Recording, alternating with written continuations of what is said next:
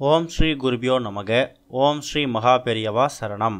சங்கடகர சதுர்த்தி அன்னைக்கு, அதுவும் தை மாதத்தில் வரக்கூடிய சங்கடகர சதுர்த்தி அன்னைக்கு தினம் விநாயகர் கோவிலுக்கு இந்த ஒரு பொருளை நீங்கள் தானமாக கொடுங்க. கண்டிப்பாக உங்கள் தலைமுறையே ஓஹோன்னு இருக்கும். இது மகா பெரியவா தன் பக்தர்களுக்கு அறிவுறுத்தின ஒரு அருமையான சங்கடகர சதுர்த்தி வழிபாடு. இதை பற்றி மகா பெரியவர் பேசும்பொழுது, நம்மளோட சங்கடங்களை வேரோடு அறுக்கக்கூடிய ஒரு சதுர்த்தியான நாள் தான் சங்கடகர சதுர்த்தி தினம். பாதி பேர் சங்கட தனியாக சதுர்த்தி தனியாக பிரித்து சங்கட சதுர்த்தின்னு சொல்கிறாங்க.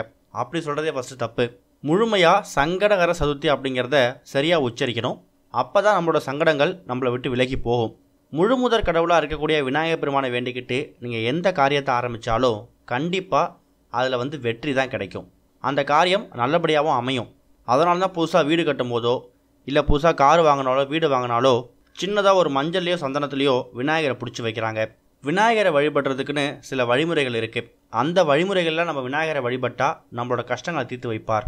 ரொம்ப எளிமையாக கிடைக்கக்கூடிய பொருட்களை வச்சு நம்ம அவருக்கு நைவேத்தியம் செய்கிறது மூலயமா அதை அவர் மனசார ஏற்றுப்பார்.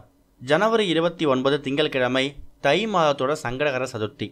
அந்த மாதம் சங்கடகர சதுர்த்தி மட்டும் கிடையாது, பொதுவாகவே மாதம் மாதம் வரக்கூடிய சங்கடகர சதுர்த்தி அன்னைக்கு இப்போ நம்ம சொல்லக்கூடிய இந்த ஒரு பொருளை விநாயகர் கோவிலுக்கு தானமாக கொடுங்க.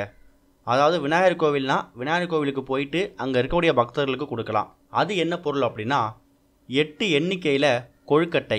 வாழ்க்கையில் கஷ்டம் மட்டும்தான் இருக்குது, செல்வ வளம் பெருக மாட்டுது அப்படின்னு நினைக்கிறவங்க ஒரு மாதமும் வரக்கூடிய சங்கடகர சதுர்த்தி அன்னைக்கு உங்கள் கையால் பூரண கொழுக்கட்டை செஞ்சு அதை உங்கள் வீட்டு பக்கத்தில் கூட விநாயகர் கோவிலுக்கு எடுத்துகிட்டு போயிட்டு அதை சுவாமிக்கு நைவேத்தியமாக படைச்சிட்டு அங்கே வரக்கூடிய பக்தர்களுக்கு அதை நீங்கள் உங்கள் கையால் கொடுக்கலாம். எண்ணிக்கை 8 அப்படிங்கிறது குறைஞ்சது. உங்களால் அதிகபட்சம் எவ்வளோ கொடுக்க முடியுமோ கொடுக்கலாம்.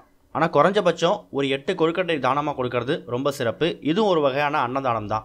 விநாயகருக்கு ரொம்ப பிடிச்ச கொழுக்கட்டையை விநாயகருக்கு உகந்த நாளாக இருக்கக்கூடிய சங்கடகர சதுர்த்தி அன்னைக்கு நீங்கள் கோவிலுக்கு எடுத்துகிட்டு போய் பக்தர்களுக்கு கொடுக்கறது, அது மூலிமா அவங்க பசியாடுறது ரொம்ப விசேஷம். மாதம் வரக்கூடிய சங்கடகர சதுர்த்திக்கு பண்ண முடியலையா, வருஷத்துக்கு ஏதாவது 2-3 சங்கடகர சதுர்த்தி எடுத்துக்கோங்க. அதில் உங்களால் எந்த சங்கடகர சதுர்த்திக்கு பண்ண முடியுதோ அந்த சதுர்த்தி அன்னைக்கு நீங்கள் பண்ணலாம். அதில் எந்த தப்பும் கிடையாது. ஒரு சங்கடகர சதுர்த்தி இப்படி நீங்கள் கொழுக்கட்டை எடுத்துகிட்டு போய் கொடுத்தாலே ஓரளவுக்கு முன்னேற்றம் ஏற்படுறதை நீங்கள் பார்க்க முடியும். படிப்படியாக உங்கள் வாழ்க்கையில் ஒரு பிரகாசம் ஏற்படும். அதுக்கு விநாயகர் பெருமான் ஒரு வழியை ஏற்படுத்தி கொடுப்பார். நம்பிக்கையோடு செஞ்சால் நல்லதே நடக்கும். ஓம் ஸ்ரீ குருபியோ நமக. ஓம் ஸ்ரீ மகா பெரியவா சரணம்.